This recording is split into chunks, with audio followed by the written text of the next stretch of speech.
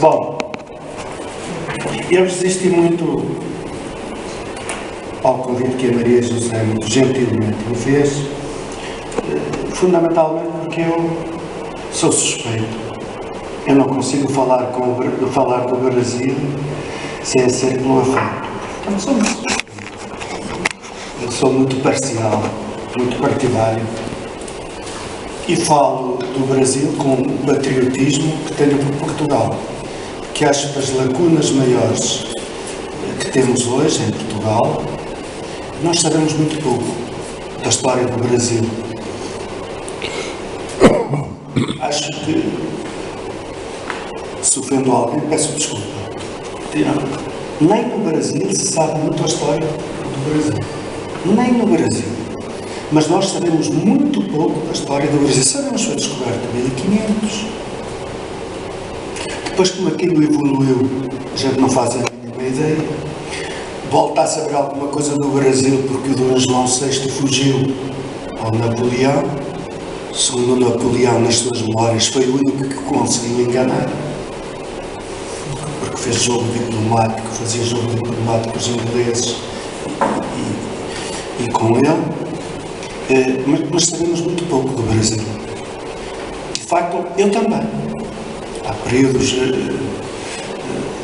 muito obscurecidos na minha memória, de modo que eu vou trazer aqui algumas coisas para avivar a nossa curiosidade pelo Brasil, quer da história, quer, digamos, da atualidade.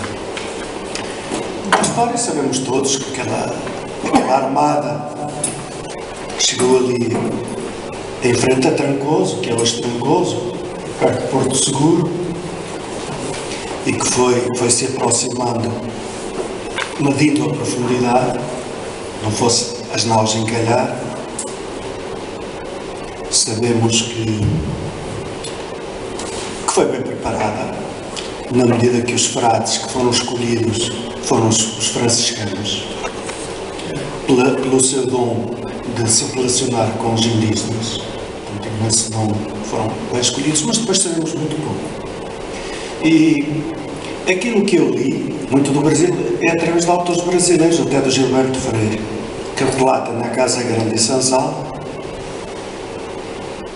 que a coroa portuguesa chegou até a admitir a hipótese de abandonar a colonização do Brasil, porque era pouco rentável. O Brasil estava num estado tão atrasado, os naturais não tinham nada, os indígenas, os índios do Brasil não tinham nada a ver com os índios, por exemplo, do outro lado da costa. Os do Peru,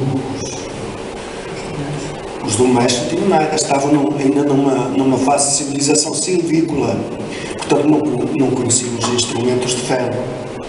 Era com pedras ainda que se relacionavam e, portanto, não havia uma cultura básica, e até que alguns vegetais que aqui se transplantaram para lá vingassem, aquilo demorou muitos anos. E então a primeira tentativa a sério, digamos, de dar algum sentido àquilo é o desdobramento do Brasil em capitanias donatárias, que é no ano de 1534. Elas são estabelecidas em 33 e 1534 são ocupadas. Aqui do Porto tivemos o Duarte Coelho, que lhe é atribuída à capitania de Pernambuco e que leva um conjunto de famílias dentro do Ouro e Minho. Isso é importante, que é para desfazer um mito que há no Brasil, que a gente mandou para lá. Foi indivíduos, criminosos, etc., do degredo. Hoje, quando se fala em degredo, tem-se uma conotação terrível, e o degredo era um castigo comum, que aqui se aplicava. Por exemplo, um homem ou uma mulher que tivessem relações fora do matrimónio sofria o castigo do degredo. O degredo era... E há padres, que quase todos tinham relações sexuais, o resto já lá vamos. Já lá vamos. E, portanto, mudávamos daqui para lá. Era uma pena comum. O degredo. Era o degredo. E, portanto, alguns criminosos que foram utilizados foi pelas armadas que iam a caminho da Índia e os deixavam na costa brasileira para obter informações. Portanto, a seguir à descoberta, durante vários anos, eram largados ali para colher informações no regresso, tentar captar informações, mas, portanto, há aquele sistema de capitanias, enfim, várias capitanias, desde cá de cima de São Luís, do Ceará, do Rio Grande do Norte, Pernambuco, da Bahia, Espírito Santo, até São Vicente, que é ali em Santos, junto a Santos. E as duas únicas capitanias que vingaram foi a de Pernambuco e a de São Vicente, junto a Santos, próximo de São Paulo.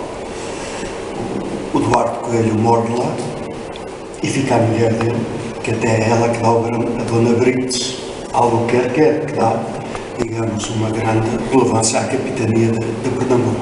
E então a coroa portuguesa, como mesmo aquele sistema fracassou, a ocupação, através de famílias que foram transplantadas, comprou a capitania da Bahia ao donatário e mandou para lá o Tomé de Sousa em 1549. É o primeiro governador geral do Brasil que se institui em Salvador e funda a cidade de Salvador, portanto a cidade da Bahia. E esse era filho aqui do abade de Abades, aqui bem perto, portanto, era filho de um abade. Talvez mesmo na minha aldeia, na minha infância, eu julgava que eram sobrinhas do padre, não, nada sobrinhas, estavam lá na abadia, eram mas filhas dele, lá estavam. Nós julgávamos que eram sobrinhas e que eram uma irmã, não era nada disso. E os mais velhos sabiam, mas não nos diziam nada disso. Mas enfim, portanto, era comum. E portanto, o primeiro grande governador é o Tomé de Sousa, que leva os jesuítas com ele, 6 jesuítas, esfiados por Manuel da Nóbrega. Esteve 4 anos como governador, numa viagem que ele faz abaixo para o Rio de Janeiro, depois escreve uma carta ao rei a dizer que aquilo era um ótimo local para fundar uma cidade, mas a cidade do Rio de Janeiro só veio a ser fundada em 1565, portanto bastante mais tarde. E temos o primeiro vice-rei, é nomeado em 1640 ainda pelo Filipe III de Portugal e IV de Espanha. E até 1763 houve 3 vice-reis, não houve sempre vice-reis, portanto foram nomeados 3, mas só a partir de 1763, com a passagem da capital do Brasil para o Rio de Janeiro, é que são nomeados, digamos, vice-reis. É substituído o governador-geral por um vice-rei sem o Brasil. Dizem os historiadores que o Dom João VI foi muito hábil, ao contrário do que se conta que era um indivíduo. A ideia que se tem, que os brasileiros aprendem, e que nós também aprendemos lá, que a mãe dele que era louca, a Carlota Joaquina que era louca, e não era assim tão louca como dizem. O que eles tinham, os Braganças, até depois tinha dos Braganças, sofria de uma alta consanguinidade, porque para não dividirem, digamos, os bens, eles casaram todos entre si, primos e primas, mas não era louca no sentido tradicional, eram todos afetados. Talvez se a gente olhar um bocadinho para a casa para a cara do nosso rei, digamos, traços digamos, da consanguinidade. E os Braganças nisso foram realmente uma dinastia, digamos, que em muitos casos, isso não queriam dividir os bens. Mas conta-se que, portanto, o comandante da frota que os acompanhava, uma frota militar inglesa, naval, e tinham melhores barcos, melhor atrechados do que os portugueses, e quis a todo custo que o rei, a rainha e o príncipe regente fossem instalados no barco. Não foi na conversa, existiria isso. Isso, de certa forma, uma perda de soberania. E que a expressão é para o inglês ver que se deve ao facto que os ingleses estavam à espera que o rei fosse muito mal recebido. E preparavam-se exatamente naquele clima de de caos, eles implantaram o seu reinado. Mas por isso é que tem uma armada muito forte. A armada que acompanhou, digamos, a família real, os 15 mil novos lá no Brasil, toda essa gente, tem uma armada muito forte. E até o primeiro desembarque em Salvador, e os ingleses estavam à espera que realmente começasse a ser recebido mal, e ele em Salvador é recebido numa festa estonteante. E então o Dom João VI terá comentado: isto é para o inglês. Eu vi isto numa história de um brasileiro. Portanto, isto é para o inglês mesmo. Portanto, é daí que vem a expressão. E chegou ao fim, apesar de ter, enfim, o vice-rei ter cometido alguns atropelos, portanto, que teve que arranjar casas. E então pôs nas casas, nas portas, naquela barra já está destruída. PM, que é para se proteger, e portanto as pessoas eram expulsas de casa. Mas também foi uma recepção fascinante. E portanto o Brasil dá um salto muito grande a partir disso. Agora, nós sabemos muito bom de tudo isto, sabendo que foi, digamos, que a ocupação do Brasil foi de facto uma coisa sistemática, pensada, e que no caso da uma ocupação muito tardia. O Brasil foi ocupado por famílias inteiras, do resto do Uruguai também. O Uruguai, a colónia de Sacramento, que é a primeira cidade, é com 60 famílias de Trás-os-Montes. Os primeiros brancos a ir para o Uruguai são transmontanos. Portanto, 60 famílias que são para Novos Aires. Bom, e o Brasil temos muita coisa. Temos o Padre António Vieira, que nascido em Lisboa, em 1608, vai para lá com 5 anos, para a Bahia. Aos 18 anos é ordenado jesuíta e se torna o maior pregador da história. Os sermões, aquele sermão de Santo Antônio aos Peixes, pregado na Igreja das Mercês, em São Luís do Maranhão, é tão violento contra os colonizadores a denunciar as atrocidades sobre os índios. Os índios chamavam o resto de Pai Açu, que é Pai Grande, uma consideração muito grande, que ele é obrigado naquela noite a esconder-se no navio, no dia seguinte a fugir para Lisboa, porque os colonos mataram por ele ter denunciado.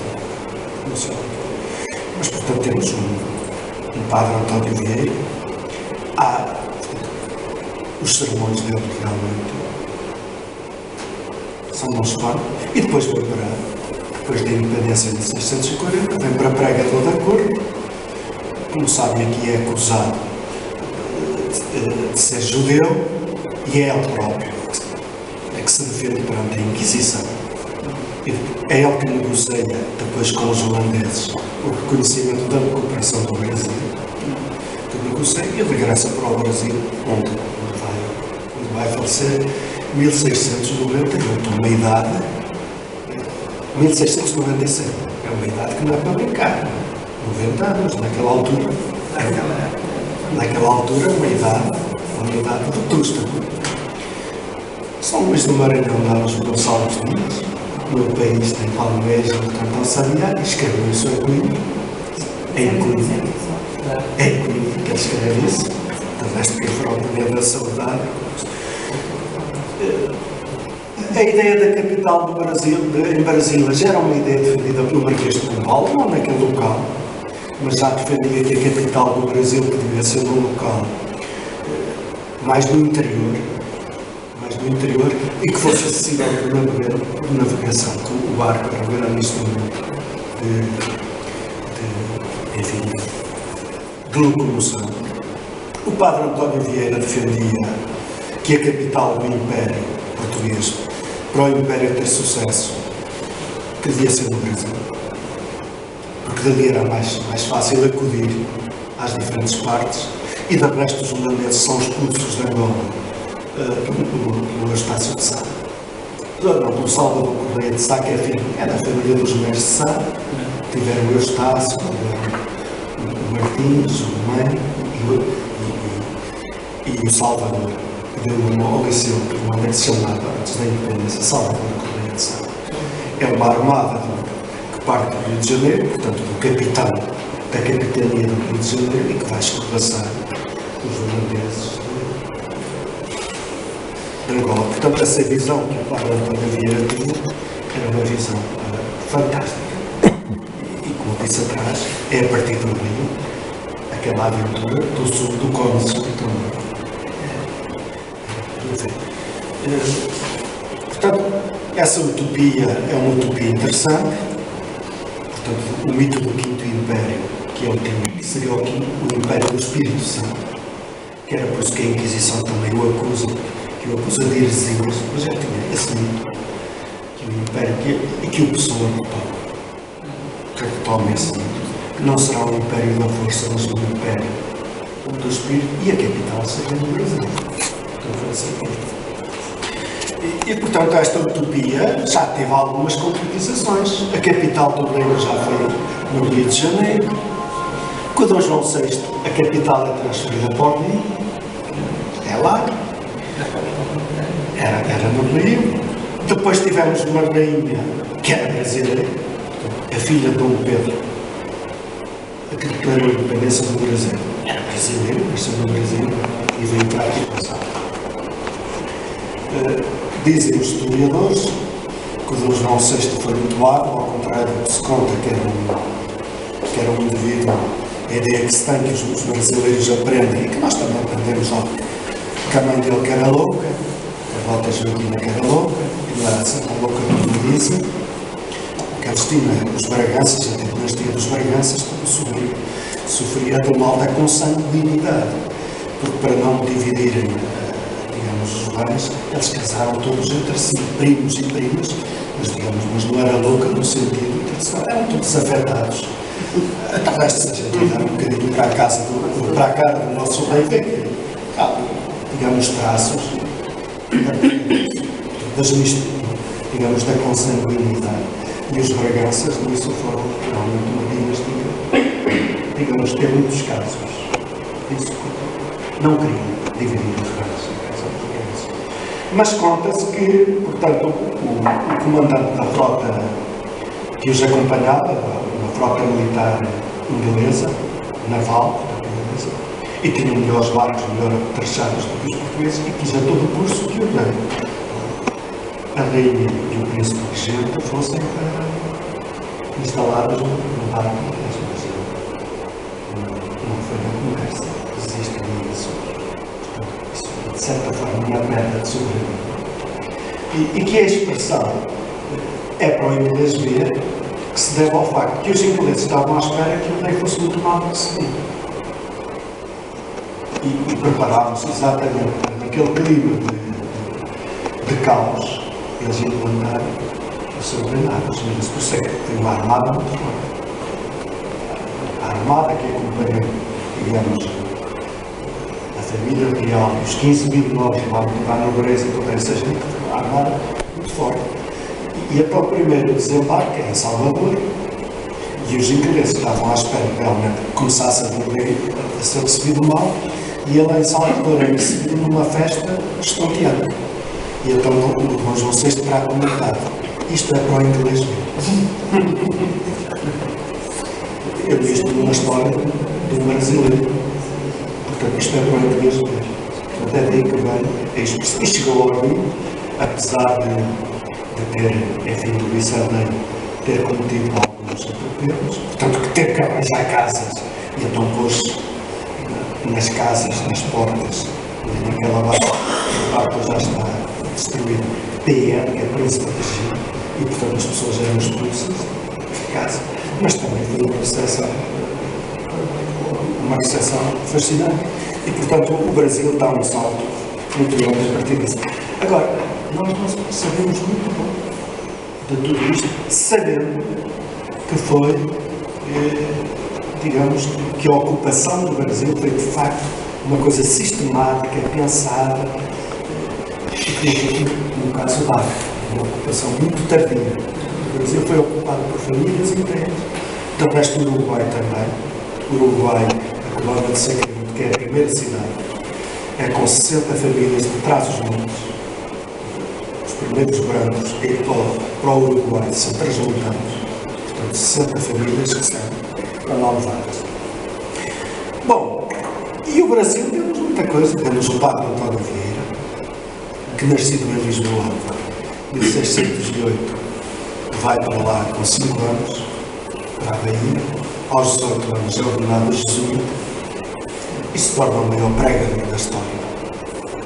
Os sermões, aquele sermão de Santo António aos Peixes, pregado na Igreja das Mercês, em São Luís do Maranhão, é tão violento contra os colonizadores a denunciar as atrocidades sobre os índios.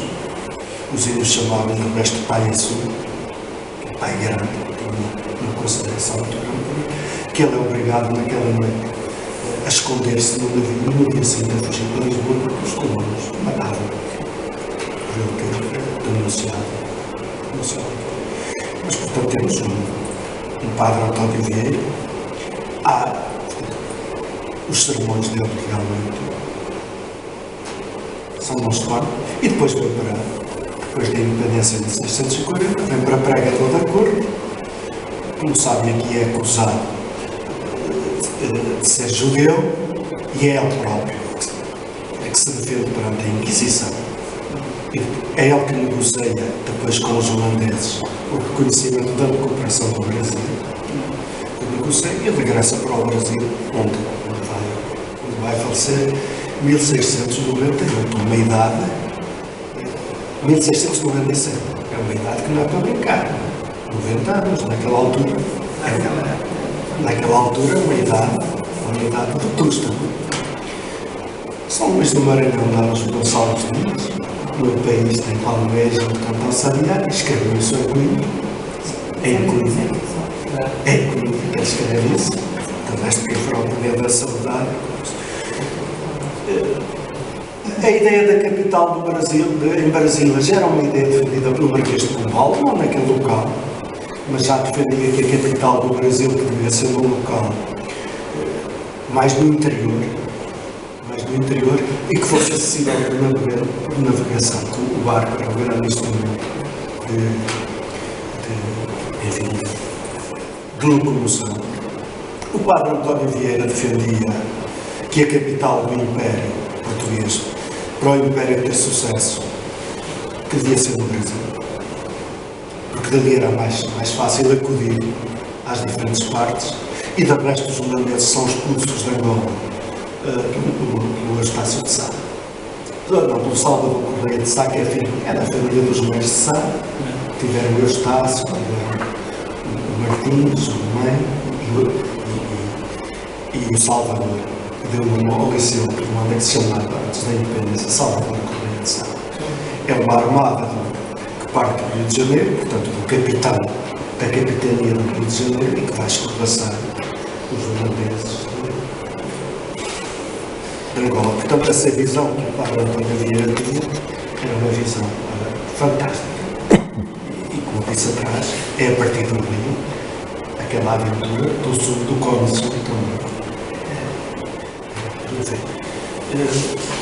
Portanto, essa utopia é uma utopia interessante.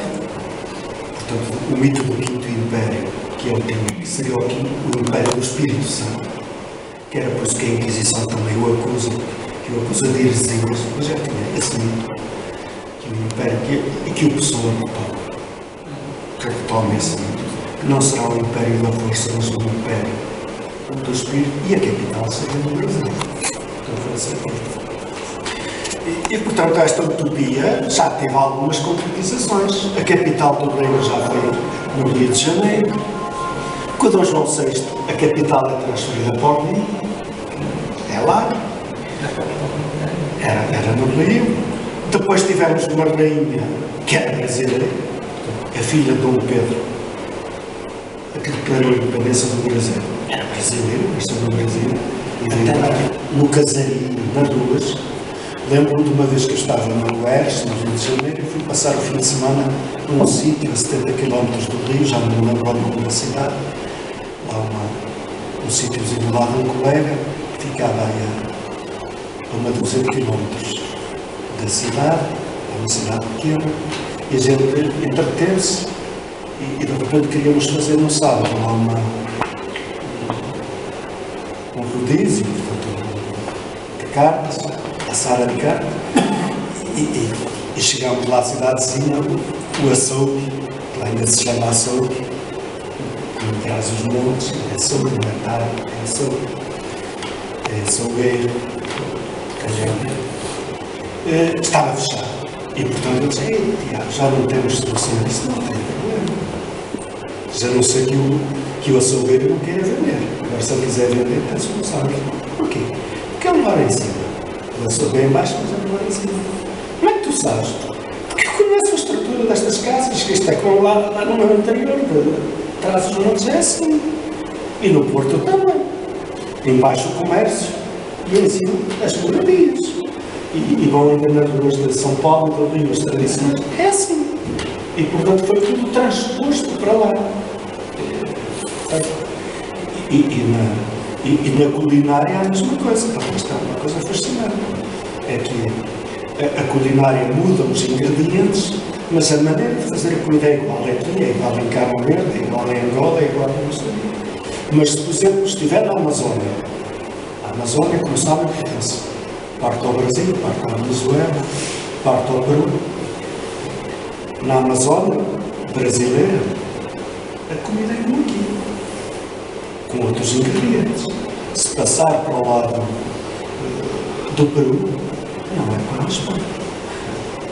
Ou seja, os espanhóis não conseguiram essa transposição. Não conseguiram. Não houve essa mistura, não houve a miscigenação com os indígenas, naturalmente. Não houve essa mistura. Enquanto, por exemplo, o povoamento da Amazónia também houve a mesma política que em Angola. Portanto, quer o Grão-Pará, o governador do Grão-Pará e o Maranhão, que tinha a sede em Belém, que depois, quando se estabelece a capitania de São José do Rio Negro, que é Manaus, portanto, distribuíam terras, alfaias agrícolas, para incentivar os casamentos. Portanto, houve uma política para isso. E, portanto, a comida, a maneira de fazer a comida é igual. O que não acontece do outro lado. De resto, se nós formos atravessarmos a fronteira daqui para a Espanha, é muito maior a diferença daqui para a Espanha do que daqui para o Brasil. Na culinária, nomeadamente. Portanto, digamos que os brasileiros que querem conhecer o Brasil, e o Gilberto Freire, também na Casa Grande de Senzala, começa por descrever toda a Idade Média portuguesa e vai para aí fora, para mostrar como é que aquilo se constituiu. Como nós, se quisermos, digamos, conhecer bem e ter orgulho de ser portugueses, temos que ir conhecer o Brasil. Que o Brasil, no dizer de Miguel Torga, que também é um apaixonado, Miguel Torga era dali de Sabrosa, e com 10 anos vai para o seminário de Lamego, aos 12 anos abandona e vai para a fazenda de um tio, ali em Minas Gerais. Está lá até aos 16, 17 anos, e como era um bom aluno no colégio, o tio paga os estudos no colégio e mandou para Coimbra fazer o curso, mas ele ficou sempre ligado ao Brasil e tem um livro até que se chama Traço de União, em que mostra os traços de união entre Portugal e o Brasil, que vale a pena ler. Portanto, há um traço de união fortíssimo e que todos nós precisávamos descobrir, todos, que é para pressionar os políticos de um lado e do outro a respeitarem esse traço de união e a ver se lhe dão mais concretização. Portanto, há uma transposição muito grande. E o Torga diz, tem uma passagem que diz que o Brasil é a maior realização da nossa aventura e deve ser o maior pendão dos nossos sonhos acordados. Ou seja, o Brasil justifica só por si a história de Portugal. O facto de um país tão pequeno, na aventura da navegação, ter conseguido, digamos, produzir um país imenso, continental, enquanto do lado espanhol aquilo se fragmentou tudo. Eles também tinham uma capital, que era em Lima, era a capital, digamos, do vice-reinado, mas depois tudo se fragmentou em países, e o Brasil, de facto, aguentou-se. É a grande realização, e deve ser um orgulho, assim, para um país pequeno produz um país daquela dimensão E então, se forem para o Nordeste, nós encontramos lá vivos os costumes, as expressões linguísticas que ainda vamos encontrando nos velhos, de trás dos montes, das beiras, mas que aqui no litoral já desapareceram, mas claro, ainda estão, e eles não sabem. Portanto, se no Brasil isto fica para lá de Marrakech, nós dizemos aqui, mas o que é que isso quer dizer? Não sabe. Isto é mais velho que a Sara, não sabe. Eles nunca aquilo são ditadas de lá. Eles estão ditados daqui, eu daqui. Eu uma vez visitei ali, estava no Recife, a visitar o Joaquim com a Fundação, e então estava uma pessoa a explicar a um bando de crianças uma coisa de casa. Quando se lá está uma porta que é um costume dali, é só ter saber desculpe lá. Senão isso é Portugal. De casa é quem mata numa porta e se vem do lado de lá. E portanto eu já tenho que, digamos, voltar a fazer esse caminho da descoberta nos dois sentidos. O que não é mais dizer? Acho que não tenho assim mais nada a dizer que realmente é uma relação de uma imbricação tão grande, que só vendo, só convivendo. De facto, não existe mais parte numa do mundo, uma coisa tão sofisticada como lá. As portas, toda a geografia social, a construção das casas, da luz, está tudo, digamos, tudo implementado.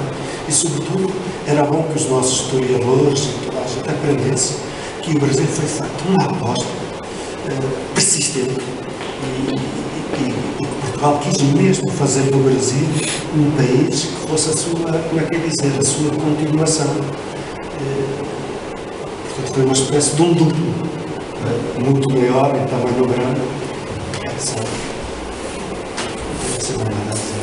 E de facto, a música brasileira é uma música produzida das entranhas. Sai das entranhas, como ao fado. Mas a música é bonita. Aquelas músicas do Nordeste são muito semelhantes às melodias alentejanas, açorianas. Aquelas canções que se chamavam Aumenta Sanfona. Até no casarinho, nas ruas. Lembro-me de uma vez que eu estava na UERJ, no Rio de Janeiro, e fui passar o fim de semana num sítio a 70 km do Rio, já não me lembro o nome da cidade. Lá um sítiozinho lá de um colega, que ficava aí a uma 200 km da cidade, é uma cidade pequena, e a gente entreteve-se e de repente queríamos fazer no sábado lá um rodízio, portanto, de carnes, assar a carne, e chegámos lá à cidadezinha, o açougue, lá ainda se chama açougue, e traz os montes, é açougue, não é tarde, é açougue, é açougueiro, calhão. Estava fechado, e portanto eu disse, Tiago, já não temos solução a isso, não tem problema. Já não sei que o açougueiro não queira vender. Agora, se ele quiser vender, tem solução. Porquê? Porque ele mora em cima. Eu sou bem baixo, mas ele mora em cima. Como é que tu sabes? Porque eu conheço a estrutura destas casas, que isto é como lá no meu interior, traz os montes é assim. E no Porto também. Embaixo o comércio e em cima as moradias. E vão ainda nas ruas de São Paulo, do Rio, as tradições. É assim. E portanto foi tudo transposto para lá. E na culinária é a mesma coisa. Isto é uma coisa fascinante. É que a culinária muda os ingredientes, mas a maneira de fazer a comida é igual. É igual em Cabo Verde, é igual em Angola, é igual em Moçambique. Mas se, por exemplo, estiver na Amazónia, a Amazónia, como sabem, pertence parte ao Brasil, parte à Venezuela, parte ao Peru. Na Amazónia brasileira, a comida é muito com outros ingredientes. Se passar para o lado do Peru, não é como a Espanha. Ou seja, os espanhóis não conseguiram essa transposição. Não conseguiram. Não houve essa mistura, não houve a miscigenação com os indígenas, não houve essa mistura. enquanto, por exemplo, o povoamento da Amazónia também houve a mesma política que em Angola. Portanto, quer do Grão-Pará, o governador do Grão-Pará e o Maranhão, que tinha a sede em Belém, que depois, quando se estabelece a capitania de São José do Rio Negro, que é Manaus, portanto, distribuiu terras, alfaias agrícolas, para incentivar os casamentos. Portanto, houve uma política para isso. E, portanto, a comida, a maneira de fazer a comida, é igual. É tudo. O que não acontece do outro lado. Então, resto, se nós formos atravessarmos a fronteira daqui para a Espanha, é muito maior a diferença daqui para a Espanha do que daqui para o Brasil. Na culinária, nomeadamente.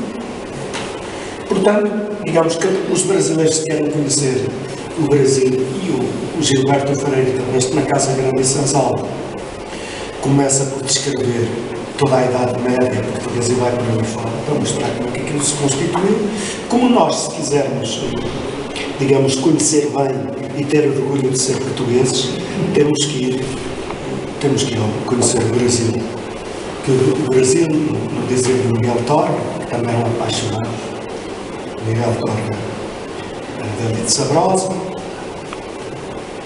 e com 10 anos vai para o seminário de Lamego, aos 12 anos abandona e vai para a fazenda de um tio, ali em Minas Gerais. E está lá até aos 16, 17 anos, e como era um bom aluno no colégio, o tio paga os estudos no colégio e mandou-o para Coimbra fazer o curso, mas ele ficou sempre ligado ao Brasil e tem um livro até que se chama Traço de União, em que mostra os traços de união entre Portugal e o Brasil, que vale a pena ver. Portanto, há um traço de união fortíssimo e que todos nós precisávamos descobrir, todos, que é para pressionar os políticos de um lado e do outro a respeitarem esse traço de união e a ver se dão mais concretização. Portanto, há uma transposição muito grande. E o Torga diz, tem uma passagem que diz que o Brasil é a maior realização da nossa aventura e deve ser o maior pendão dos nossos sonhos acordados. Ou seja, o Brasil justifica só por si a história de Portugal. O facto de um país tão pequeno, na aventura da navegação, ter conseguido, digamos, produzir um país imenso, continental, enquanto do lado espanhol aquilo se fragmentou tudo. Eles também tinham uma capital, que era em Lima, era a capital, digamos, do vice-reinado, mas depois tudo se fragmentou em países, e o Brasil, de facto, aumentou-se. É a grande realização, e deve ser um orgulho, assim, para um país pequeno produz um país daquela dimensão. E então, se formos para o Nordeste, nós encontramos lá vivos os costumes, as expressões linguísticas que ainda vamos encontrando nos velhos, de trás os montes, das beiras, mas que aqui no litoral já desapareceram, mas claro, ainda estão, e eles não sabem. Portanto, isto fica para lá de Marrakech. Nós dizemos aqui, mas o que é que isso quer dizer? Não sabem. Isto é mais velho que a Santa, não sabem. Eles aquilo são ditados de lá. Eles estão ditados daqui, eu daqui.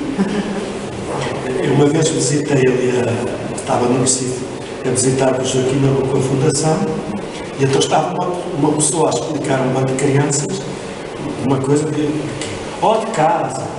Quando se bate a uma porta, que é um costume dali, eles só têm sido discutido. Senão isso é Portugal. De casa é quem bate a uma porta e se vê do lado de lá. E portanto a gente tem que, digamos, voltar a fazer esse caminho da descoberta nos dois sentidos. É porque não é mais dizer. Acho que não tem assim mais nada a dizer que realmente é uma relação de uma imbricação tão grande, que só vendo, só convivendo. De facto, não existem mais parte numa do mundo, uma coisa tão sofisticada como lá. As portas, toda a geografia social, a construção das casas, está tudo ali, digamos, tínhamos tudo levantado. E, sobretudo, era bom que os nossos historiadores e toda a gente aprendesse que o Brasil foi feito uma aposta persistente e Portugal quis mesmo fazer do Brasil um país que fosse a sua, como é que é dizer, a sua continuação. Portanto, foi uma espécie de um duplo, muito maior em tamanho grande. E de facto a música brasileira é uma música produzida das entranhas, sai das entranhas, como ao fado, mas a música é bonita. Aquelas músicas do Nordeste são muito semelhantes às melodias alentejanas, açorianas, aquelas canções que se chamavam Homem da Sanfona, os comoventes. Sem tudo. E portanto toda aquela música tem aquela matriz, aquela nostálgica, aquela matriz muito que vem cá dentro. E a poesia. Acho que os gregos têm um património de filósofos, de pensamento filosófico ímpar na história da humanidade, que depois replicaram mais tarde para os humanos.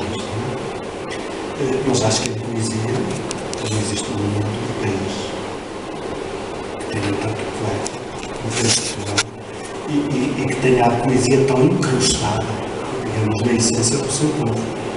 De resto, não sei se foi por acaso, se é uma coisa saiu espontaneamente, mas enquanto muitos dos países têm o seu herói nacional, é um guerreiro, um militar, este nosso é um poeta, que é o Camões. Mas o Brasil tem poetas extraordinários. Eu não estou a dizer que outros países não tenham poetas fantásticos.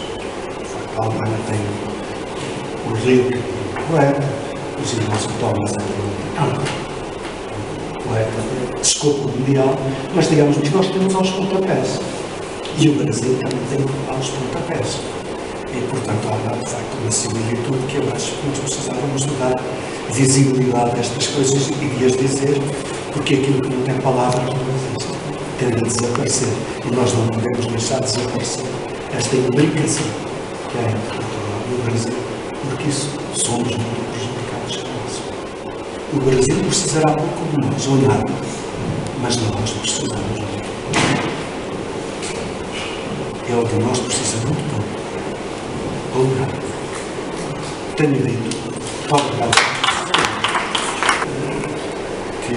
O livro chama-se 1806, que é exatamente o lado dessa deslocação. Eu não sei que é Bueno, não é o primeiro nome. O apelido é Bueno. Eu tenho esse livro, mas procuro no Google. 1806 e Bueno, mas aparece. E vai lá isso. Muitíssimo obrigada, Pedro. Essa expressão é